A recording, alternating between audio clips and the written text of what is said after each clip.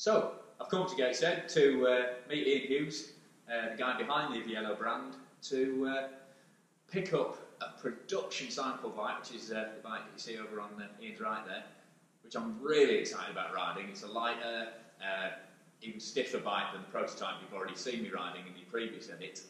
And while I'm here, I thought we might as well catch up with Ian about where the brand's from, why he made the decision to go solo. I mean, Ian's been in the bike industry for, probably don't like to think, even longer, way longer than I have. When it was, when it was just coming out of being the windsurf industry with wheels on. And so, why he's gone solo, well, not solo, but teamed up with Trevor Hughes for this project, and why they've chosen a gravel bike as the first product in the Vielo lineup. Yeah, I mean, I think first model, what we wanted to do was consider a number of things, really. Obviously, I've been doing it for, as you say, a few years now for other people, and understanding the industry, understanding customers, understanding dealers, and the whole kind of business side of it as well. And we've always kind of distributed and positioned brands for other people. We got to a point where we thought, hang on, we should really be doing this for something for ourselves now. And whilst it's a longer journey and possibly more risk, then we thought, no, this is one we really want to follow. So I guess a lot of it started off with considering UK customers, UK riding conditions, providing a bike. As beautiful as they are. Thank you. for British customers, specifically for British customers, and all the riding conditions that we're faced with every single day. So, in that, you are referring to, I mean, I can guess, but I'll let you say it. So, weatherproofing? Yeah, I mean, initially, road.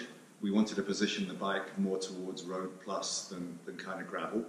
So, first consideration is obviously the road conditions, the tarmac conditions in the UK have been getting worse and worse and worse and worse. So the asphalt is very aggressive, potholes, drain hole covers, that kind of thing. And even running on modern tyres, 25mm, even 28mm tyres, you're still getting an awful lot of fatigue and vibration coming back up through the bike. So we wanted to run smoother and faster, build more comfort in. And then also give the opportunity of taking it off-road, path, gravel, adventure as well. So that was kind of the whole process of what we wanted to do. And then, as you say, weatherproofing, we wanted to provide bikes that, in terms of quality, are the best. The best engineered, best quality, and in the sector, which we've always kind of been in, the higher end sector. Yeah, I mean, you've always dealt with top-end suppliers and componentry, and this is, 890 grams, this is a properly top-end frame, and yet it's got clearance for a 650B, yep. Road Plus tyres, and is it up to a 40mm? 700 700 by 40mm tyre? We can run 700C by up to 40mm, we can run 650B 2.1, kind of running through the feature list.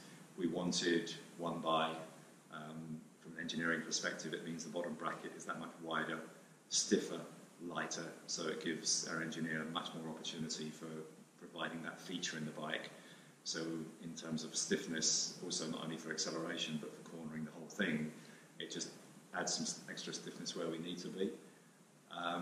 So that was a big consideration.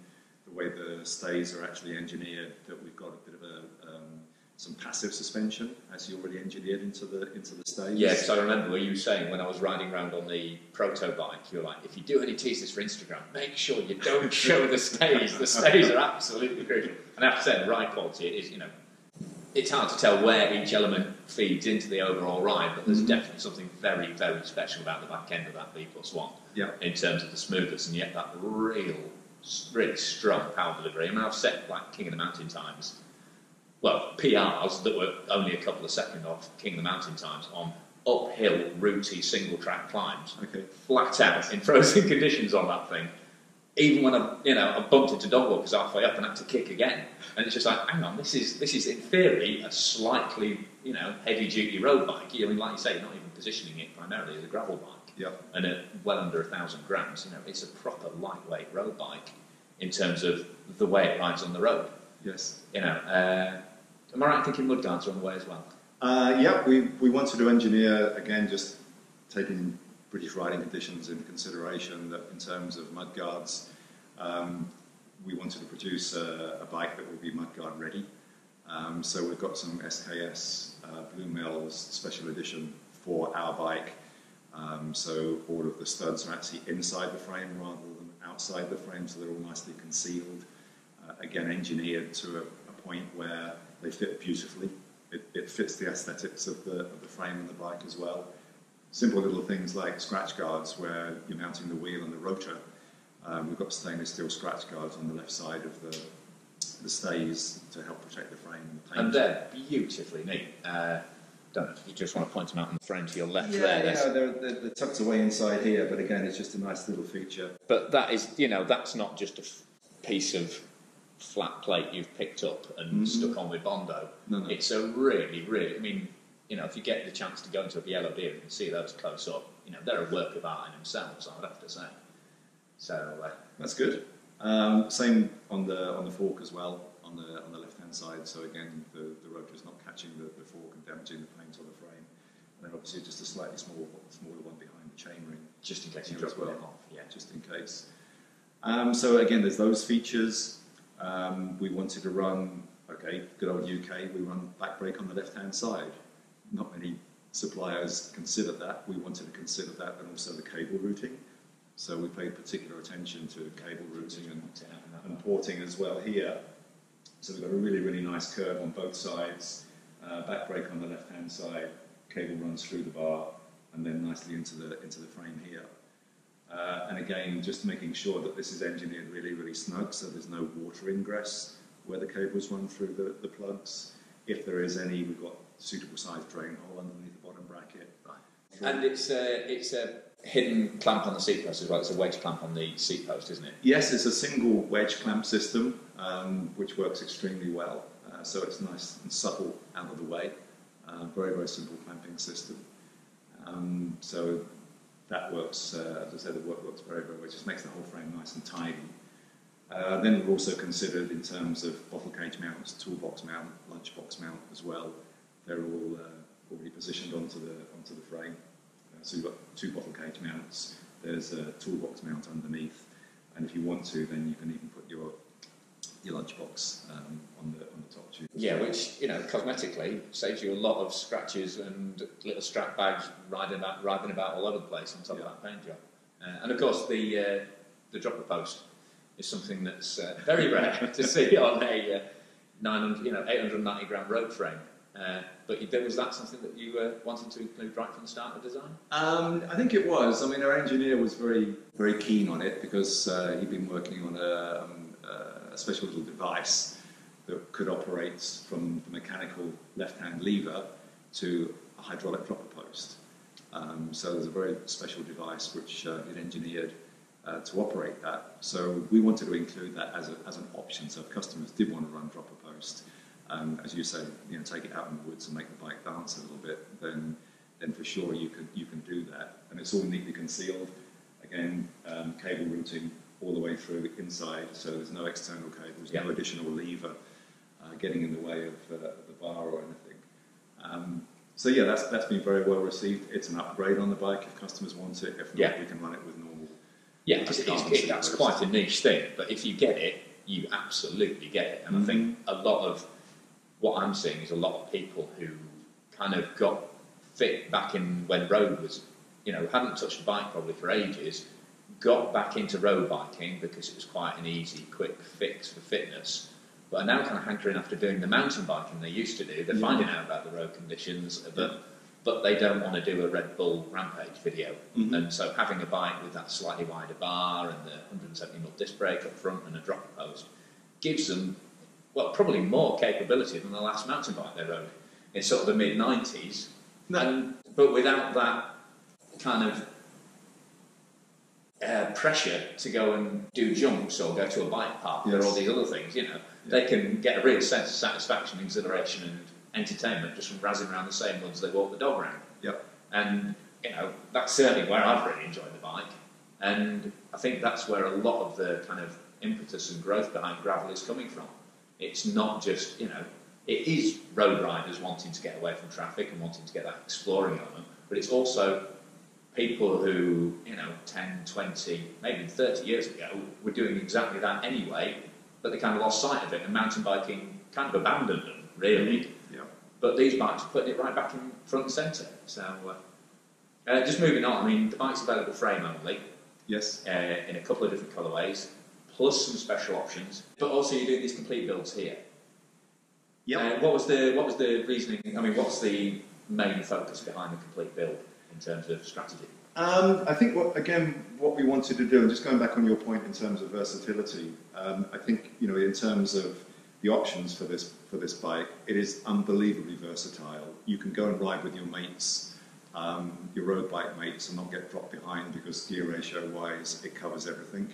If you want to go and chuck it at some path on the way back home and have some fun and put a big smile on your face, like we did in the early mountain biking hardtail days, it does that. It just brings that all back again.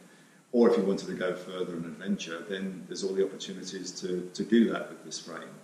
So in terms of specking and components, again, we really wanted to come from high quality, specking all the best components that we can for the bike. It's not built to a price point, it's built to performance without a shadow of a doubt. So we can talk about the drivetrain. We're running SRAM Force 42 chainring 1042 cassette, very, very expensive cassette. Even the chain itself, KMC Black Diamonds, I wanted a black chain. So again, your eyes tend to go more towards the frame itself rather than the drivetrain, adding performance. Rotor-wise, we're running post-mount. Now, quite a few people say, well, why are you still running post-mount brakes on a frame where everything's going flat mount now? Well, a lot of it's come back from, again, the early mountain biking days, and it also gives us a lot more versatility to rotor size. So standard build, we would run 140 rotor on the rear. We can run 160, 170, even up to 180 on the front. Yeah. People might say, well, why on earth would you want to run a 180 on the front? Well, again, what we're doing is kind of considering customers that might want to take the bike out to the Alps, somewhere like that. Long descents, where you're getting a huge amount of heat build-up. So that will cover those customer groups if they want to. We run it 170 as a standard build, which works incredibly well. Again, spec-wise, we wanted to run some really decent wheel sets. So we're running DT Swiss CR1600 with the ratchet drive system. Yeah. Teaming those up with the new Schwalbe G1 tyres, which are all tubeless ready. Performance-wise, the tyres are absolutely great. The wheels are that really is great. Kind of the default combination for a really durable but high-performance wheel set. Certainly those DT Swiss hub internals are absolutely bomb-proof. And there's also, again, there's versatility and upgrade options within that. So if you want the really high-performance engagement, you can buy that ratchet system, you can upgrade that. And from my experience, although those CR1600s are a relatively new wheel, they are, the whole DT Swiss family at the moment is killing it in terms of benchmark performance without going crazy on price. Yes. And you've gone for an alloy cockpit up front, that's correct, isn't it? Yeah, the cockpit up front is a 3D forged alloy stem. Bars are a carbon bar, so we can run anything from 40 up to 46 wide. We run the internal cable routing just on the inside, so again, it just helps make the cable routing really, really tidy. We've got an 8-degree flare and a very small swept back as well. So very, very comfortable. And even down to, kind of choosing saddle touch points is very, very important. It's such a personal thing, the touch points, both saddle and obviously grip, etc. So we wanted to run as much British stuff as we could, so we've chosen fabric for saddles. Yes. We're using fabric silicone tape. And there's quite an interesting way that we've kind of even wrapped the tape as well. The traditional way is obviously starting at the bar end and finishing off with black insulation tape in the middle. Because the silicone tape is so smooth, we can run starting it in the middle from the centre and then finish it off at the bar end. Right. So it means we don't have to have that horrible black insulation tape in the middle. Yeah. Now, traditional which always unravels and starts to flat. Traditional road cyclists say that's the wrong way of doing it. But this tape is so smooth, you don't get any pickup on your hands either way, so there's no lift at all Yeah. on the bar tape by And wrapping. because it's a silicon tape, that means that you're not riding a bike where the tyres are still gripping, but your hands aren't. Yes. Which is, Yeah. which isn't great in a British riding situation. You don't want to feel like you're milking the bike just trying to stay on it. Yeah. So just to go another point. You've gone for as much sort of British influence spec as possible, but the bikes are actually made. Yeah, I mean, we present ourselves as a British company because we're based in the UK with a lot of UK and British experience, obviously, in designing for British customers. There is absolutely no doubt our vendor, our supplier for the frame set is in Asia. We're very, very clear and very open on that, and the company that make our frames are probably one of the most respected carbon frame manufacturers out of Asia.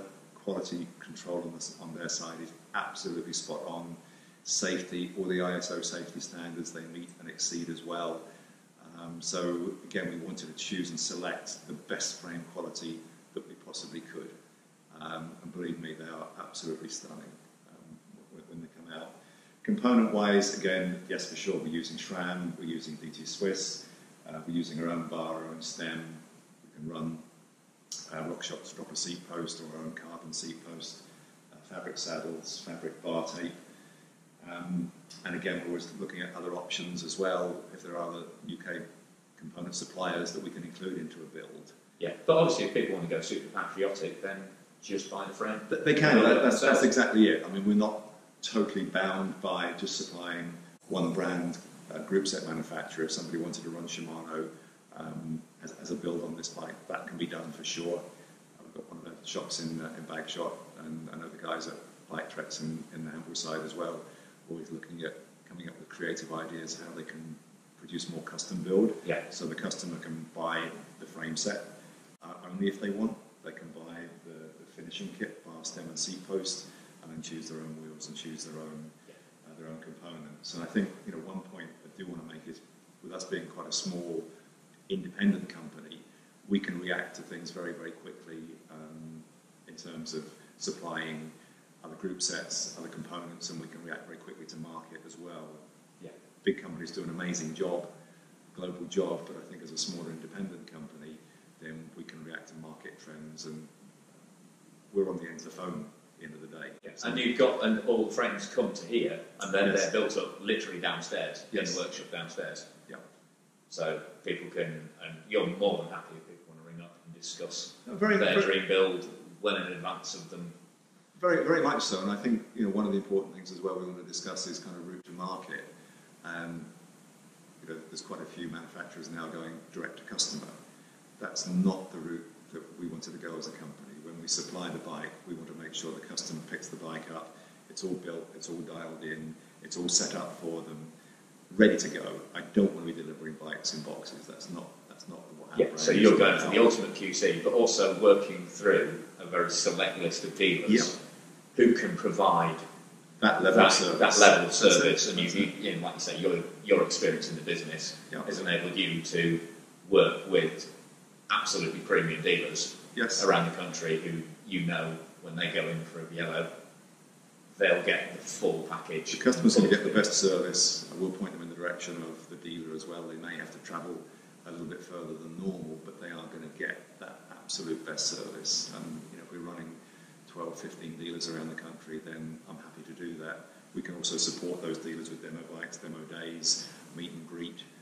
And I think another important thing to mention as well is that we really want to look after our customers once they've purchased the bike and make them feel part of the brand, so they can get involved with their rides, their activities, where they ride, so that we can create this whole kind of community as well of our customers and really look after them as VIPs, so they can enjoy that part of the journey as well and part of the brand. Better involved people.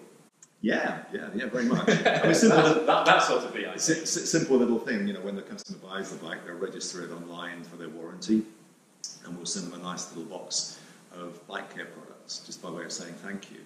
And then we can update them on any news that's coming through, any events that we're doing, and get them involved. And as I said, we'll do some proper VIP days as well for our customers.